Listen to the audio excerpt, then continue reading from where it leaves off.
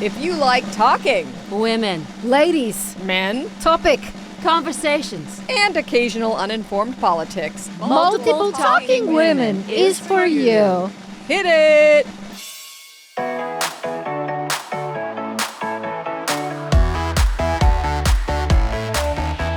Okay, hey everybody, welcome to a very special Multiple Talking Women where we don't have a guest. Hi, I'm Paula Gherkin. I'm Felicity Bramble-Bush. And I'm Lana Brown. And we don't always need guests. We're people in our own right. Yeah, we're people. And people want to hear more about us because, they do. It's sort of a challenge, It's become very easy for us to interview someone who has things that we need to know about.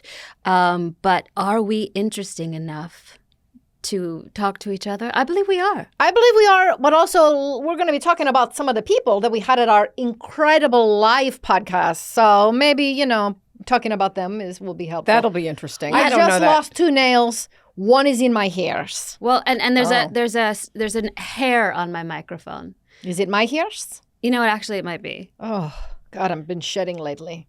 Listen, I don't know why you wear those nails because they're, you can't. What if there was an emergency situation and you had to, dig yourself through a tunnel or Yeah, something? that would be helpful because No, they're those sharp. They come off from running through your hair. Well, the reason I wear this is because otherwise my fingers look like weird, bald, like little children's fingers. And it's gross, and it's not good for the romance part of my life. I literally just watched her stick those on, too. So if she was in a tunneling her way to freedom, she would just rip them off. Just rip them off and go. They're feminine. Rip and go. I will agree with you about children's fingers. I'm not a fan of children. Right. So any body part of a Unless child. they're fast. If they're fast. It's hard to find a very fast child. They get distracted. Kids Right. get distracted. You know So- what? I wonder, did you have a happy childhood? Sure. I mean, yeah, I don't know my parents, but I want to hear the details behind this. This could be really a very special episode. I'm picturing Paula just with her little handkerchief tied to a stick, just sort of singing songs to herself, wandering No, I around had a a train house. track. I had a house. I probably my earliest memories probably. I mean, what age did you guys have memories? Mine are probably like 5, Mine maybe are 4. Fetal. Oh, okay. I don't have those memories. It's sort of like a Pippi Longstocking adolescence where Yeah, she's it was, in the house. 4 or 5 in my kitchen scrambling eggs. That's my first memory. No one was around. I don't know how I learned it. I assume someone taught me to make breakfast at some point. But when you say you're in your kitchen, I was in the house. okay. Listen, if I had kids, I'd probably say, hey, I'm heading out. I'm going to, Costa Rica or something. I get out of there. So I'm guessing my parents were very similar to me. And they said, we don't like this. We made a mistake. And I don't blame them. So they left, this is, all conjecture. I don't know. But they left. But nobody, I got myself dressed. I was a clean kid. I was well fed. I knew how to go to the grocery Did store. they leave you a small fortune or did you work for... Oh, I started coaching running in elementary school. So at 4 years old, you were going to the grocery store. Yeah.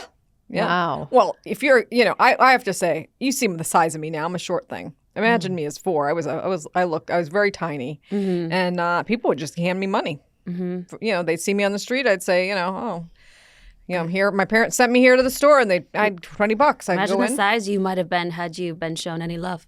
Or more nutrition. Interesting. Interesting. Anyways, let's get back on track here. She's a small wonder. That's what the sitcom should have been about. Oh, that's Not right. a computer Instead girl, of a a Paula robot girl. girl. Should have been just a tiny woman living on her own. Little Paula Gherkin. Well, I don't need anybody. I'm loving it. Shanae and a Hope Shana. Remember that? Pippi Longstocking. No? No, I was never into Pippi Longstocking. She was very creepy to me, as was Mr. Magoo. My childhood was my mother and father both were homosexuals, which is great, but they wanted to have a child. And so it was kind of communal living, and it was great. So many people, This is goats. why you like having a lot of partners today, probably. Exactly. Mm-hmm. Exactly. I'm wearing slacks today, and they're velveteen, and I'm loving it. What was your child like? I can only imagine. It was a big house. The women were in and the men were out. I remember being a rockabye baby hanging from a treetop. That's my first memory. Hold on. You were hanging from a treetop? That's right. Rockabye baby. I don't know what this means. What does that mean? In a cradle? And it's tied up in sort of a blanket. In a treetop? Mm-hmm. Oh, because that's a way to just kind of let them swing. It's like a homemade cheap cradle. Yes, that's exactly right. Well, and also, we didn't all have a space in the house all of the time, so some of us had to just hang. Are you from trying the to say that trees. did you grow up a little bit poor? You know, I don't like to use that word. Oh, okay. But that's right. That's right. You know, it's really insightful to get these insights. What an Great. insightful statement. Yeah. Back to our live show, maybe? Yeah, let's talk. Well, here, listen. The last time we did this, it was our pilot episode. Oh. And what I'd like to know is what, you had just come off of a run of Cats. That's right. It had not gone to the way you had wanted, other than having a friendship. Yeah. And sure, we have a podcast, but not that I know of either of you have gotten famous or any of the things you were hoping for. So, Well, you know what? Something struck me at the live show because before we even came out, you announced us and you said, please clap for these ladies. They need it. And everyone laughed. And you know what? Yeah, maybe that's true. But maybe we could benefit from our producer standing behind us and not announcing to the world. Because we've learned something that we've learned is, confidence, fake it to you. And if you could stand behind us and be like, I believe in you too. Let's clap for these voices. You're not really listening to a lot of what our guests are talking about. listen, Except for the ones that say don't care about stuff. well, here's what I think. I think you should be confident regardless of any of that stuff. I'm never gonna take that seriously. No, because where do you get the confidence? I want to sit in a room and have 100 people clapping and laughing for me and telling me I'm good. That's not where you get and confidence. then the medic to say you're good, and everyone to say you're good until I believe it. See, that's not where you get confidence internally. You don't get it from external sources. But how? This is coming from a 4-year-old who raised herself. That's right. You get your own confidence. Now you I make your own way understand. in the world. Well, perhaps it's a tough love thing and you really do believe in us and you love us very much, but you'll just never tell us. Listen, what I want to know, can I get back to the question I was trying to ask before you had to tell me that I introduced you wrong at a live show? Ooh. My question is, since we did that pilot, it has been quite a while. Has there been any percolations in your careers? Are there any auditions? Are there any possibilities or anything happening? Yes. Oh, I had 2 auditions, okay. and I thought they went great, and I didn't get the part. So What now, were the auditions for? one was for how they're making toys, like they're bringing back old toys and they're making them new again, like Easy Bake Oven. Sure. So it was for the new latest Easy Bake Oven, and I was the mom. Well, Lana and I are in a scene study class, and we've been working on some material. We were just given a scene Okay, you want to from do it? the popular 80s sitcom Webster. Okay. Do you want to do it? Yes. Okay. Okay. No, Webster, I just got back from coaching football, and I know your father was on the team, but he was killed. And that's why I adopted you. You mean Daddy's not coming back anymore? Daddy's on the big football field in the sky, little Webster. And this tall, skinny woman, I have to call her ma'am? You sure do. Now, there's something you should know about yourself. You're tiny. And what is that? Okay, I need to stop this. I don't believe that's a real scene. There was. Number one. There was the very special episode where, what was his name? Mr. Papadopoulos. Papadopoulos had to tell him your father was killed or he died or he was massacred, whatever. It's very emotional. And And it was an emotional scene. How did he die? The And it was- father? Yeah. I don't know. You just said it was. If you're reading the script correctly, it was in a football accident. Yeah. Okay. He died in a football. And he had to tell poor I don't know. darling Webster. I don't feel like it was a safe place. You know, went up, but he didn't use the stairs. He used a dumbwaiter. Yeah, because they just put him in there like a little. It was not good. That was not a good show for so many reasons. But still, you got to give whatever the text they give you. You got to learn it. Our class is in a basement. Yeah. It's dark, and it was a We're working on it. All right. So we did a live show at the Groundlings Theater, which we've had a lot of guests come on from that theater. And that's how we had those connections. Yeah. We knew a lot of people and we got in there to do this live show. I asked if it would help with our audition there to have done a live show, and they said no. No, because because the truth is you don't want to improvise. You want to know what you're going to say ahead of time. And so you can't go there. You're never going to be able to go to the Groundlings because as we've learned, it's improv. They make it up. And you're not comfortable with that. No. I have to say, I was so excited for the live show. Why are you shouting? Because I was so excited. But there was some awkward stuff that happened. Okay. So I would say 5 minutes before they call, like, get ready, whatever they say, time to go do it, or places is what they say. Yeah. I have to use the restroom. And I walk in there, and one of the stagehands was having his way with himself.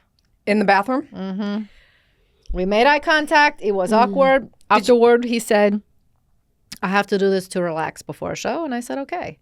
But so if I seemed a little off or weird, it was because of that. I'm surprised you weren't the one doing that. Right. I would have thought you That's would. personal. I don't talk about things like But you're this. telling about, we had one stagehand, so everyone knows Everyone who knows that is. exactly who that is No, now. they don't. All right.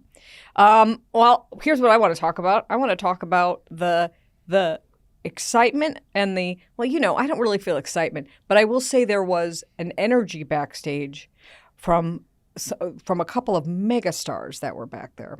And I'm talking about Bob Odenkirk and I'm talking about Michaela Watkins. They were there in person, but we had another megastar filming in live through the lasers. Well, let me finish. I'm talking about the backstage vibe. Oh. The backstage vibe to me, I said, oh, and we've had some great guests on, but these were people coming to perform. Wow. And there's a whole vibration that happens back there. And it made me realize, oh, Lana and Felicity have a ways to go. Oh, so you noticed the difference. I noticed the difference in the palpable energy that a star has when they walk into a room like that. Yeah, I really had to have a talk with myself because I felt what you're talking about. There's a tiny storage closet at the Groundlings. It's filled with ammonia and cleaners, and I tried to fit my entire body in there, and I wasn't sure I was going to be able to come out. You were nervous. I was extremely nervous. Yeah. I was. Did it show? No, because I think you hit it out of the park. I was very nervous meeting Bob Odenkirk because I did What's his read name? Bob Odenkirk. Because I read his book, and he's a thinker. And I was worried he would be looking at us and analyzing or judging. But he was nice guy. He was very nice. He was very nice. He talked about all kinds of things that are important to me, like family. I mean, I got the information about the medics, which has been my orbit around that sometimes they don't do nothing. That was a pretty jaw-dropping So having a moment. medic isn't going to necessarily make you happy, especially if they don't. I mean, that's actually kind of a big deal because that's a big reason why we are even doing this. So to Yes. find that out, that in fact, no, you're on your own, kid. And by the way, if you don't know what we're referring to, then you haven't listened to the episode. Stop this episode, go back and listen to it, and then listen to this one. I don't wait. think anyone listening would be as stupid enough to not have listened I would to hope that. not. Please People don't are call our stupid. fans stupid. Shockingly Wow. stupid. Okay. Okay, so that, and then him, Michaela. One thing I didn't get to say, which I think I should say now, is how did we get Bob Odenkirk to come on the show? Well, you sort of explained how No, you I knew. didn't. You did not explain? No, well, I didn't explain it on the Not live. podcast. I didn't. Nobody knows, but when you have a show, Yes. and there's something in the show that, let's say, most people don't know about, like meth. In Breaking Bad, the topic was meth, and these people making meth and selling meth. Wearing jumpers and making it in Winnebagos. Exactly. And so what they do is they go, we got to find an expert. We got to find someone who knows about this world so that when we're talking about it, we're saying the right things. So find someone that's doing math? No, that makes it, and that was me. I know where this is. I worked in a warehouse, and I was the manager of the meth warehouse. And they look for people like me who don't have any interest in doing it. Is a meth warehouse sort of like men's warehouse? No, that's got suits in it. Okay. So you were a middle manager at a meth Oh, warehouse? I was the top manager. And what sort of things did you manage? Didn't I tell The you? I felt like employees. she was a criminal. I felt like you had this. Well, I didn't do it. So It's highly illegal. the problem is everyone's doing it. So you got to keep them together. You got to say, hey, you're not off work for an hour. Do your meth when you leave. Don't do it here. I need you focused on, stirring Okay, how do it. you connect to Bob Odenkirk here? Did he come into your meth warehouse? I was on set. I was the one on set. They hired me because I knew what I was talking about. Fancy, I was on fancy. the Breaking Bad set. And Wow, we fancy. connected. That's how I You're knew wearing him. a suit right now. Is that from Men's Warehouse? That was a dig. Well, it doesn't feel like a dig. Men's Warehouse is a fine establishment, and we'd be lucky if they sponsored us. So what are some of the things better that like the happened way and you how look. did you become friends with him? I was on set. Okay. Why is this so confusing? I was on set of Breaking Bad Where because did I you was sit? the meth expert. Where were you? I was next to I've the never director. seen you in any episodes. Because I wasn't on it. I sat next to the director. So they said, Apollo, so how do we make this they would say- smoking meth look real? They would say, is this the way they would do it? And I'd say, no, they'd be stirring that pot, not that pot. But also, sitting next to the director, sometimes the director would start to just say to me, hey, any notes Wow. for the scene in general? And I was the one who often said, hey, I have some notes for Bob Odenkirk. Oh. And I'll tell you what, Bob Odenkirk came up to me, shook my hand and said, hey, you're giving me some great Did ideas. Did If his you ever- character do crystal meth on the show? No. Then why were you giving him notes how to do crystal meth? I wasn't. I make was giving it. him notes just for acting. That's what I'm saying. When you're sitting next to the director and the director starts to like you, they start to say, hey, you want to throw any ideas in? Well, why don't you give us notes for acting? Listen, because you have to be at a certain level to be able to take notes. Try us. Now, I have a question. Sure. In addition to like bowls and beakers and stuff, like was there fake powder that they used? Of course. I don't even know how to answer that. So boring. Yes, there was Did you get a powders. trailer? Yes, I Did had you my get own hair and trailer. makeup? No. Did you get a goodie bag?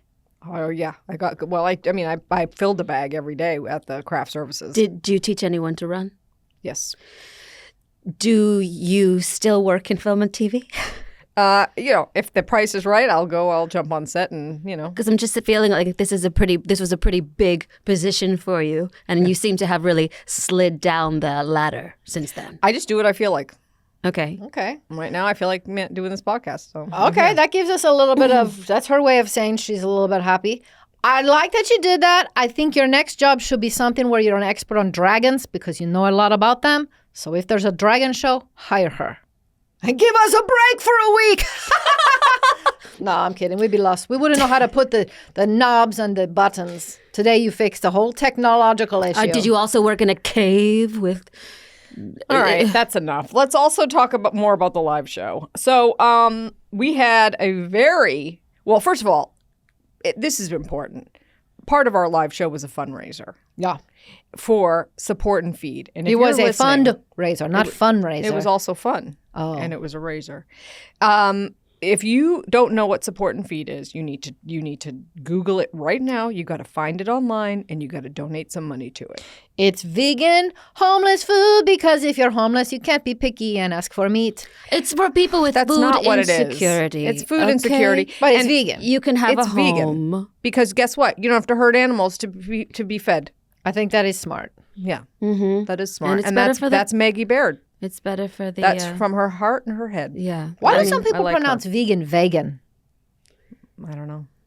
Okay. I don't know. Maggie Baird is a treasure and a gift. She's a treasure She and a truly gift. is, and her daughter even said this. She's Her like daughter said a wizard lady. Yeah. What would you call that? A Like- witch? No, like a spectre. I Like don't know. a magic lady. Yeah, she's you'd call that a lot of people think witch is a negative term. I don't think so. I think if you're a witch lady, I you're would call- Sorceress.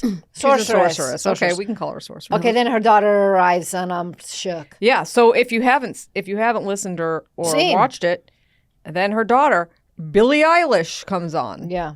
She pops on like it's really nothing.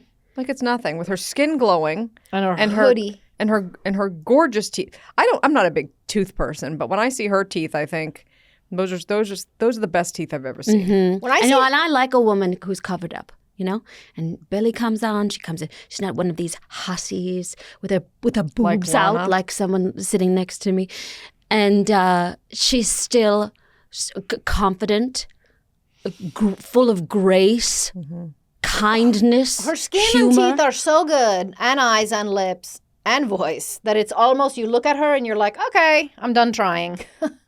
Well, she's also maybe about 21 years old. So. Oh, She's young. it's hard. Can you imagine? But she spoke getting so a start? highly of her mother. She did. Yeah. So I just I really wish I love had that moment. relationship with my son.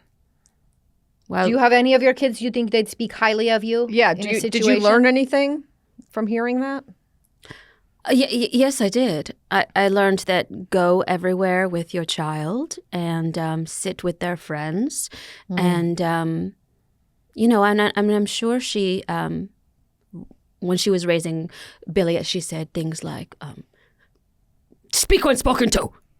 I think she never said that. That's Oh. I think what the thing is. Oh, Now, what about the fact that she said, "Hey, my mom's funny. She's, she can hang with my friends, and she's just as funny." no, that was a big moment for me because, my kids think I'm hilarious. Really? Really? Yeah, very funny. What kind of jokes do you do with them? I carve their sandwiches in very silly ways. They think you're funny, peculiar, not funny, haha. That's a saying. Yeah, I think they might be laughing at you and not with Not you. with you. What's the difference? They think, oh, she's weird. My son, I know, thinks I'm weird. Yeah. I Well, you dropped him are. off at school today, and he said, you can stop here. Don't go in Yeah. to this area. Do you think it might be because your breasts are always fully out? Mm. This morning they were not. I was wearing like a onesie sleeping suit with like Birkenstocks and all sorts of stuff. Yeah, and there's nothing about you that says, "Hey, I'm coming to my son's school. Let me put my best foot forward and not look like a mess." Because I sleep as long as I can until I have to roll out of bed and go somewhere. Okay. I prioritize sleep. That's why my nails all just fell off for this. I want to just throw this out there. If Okay. any listener wants my nails, Used DM nails? multiple talking, and I'll send them in an envelope with a little bit of like sweat. Can we talk about something that really blew my mind?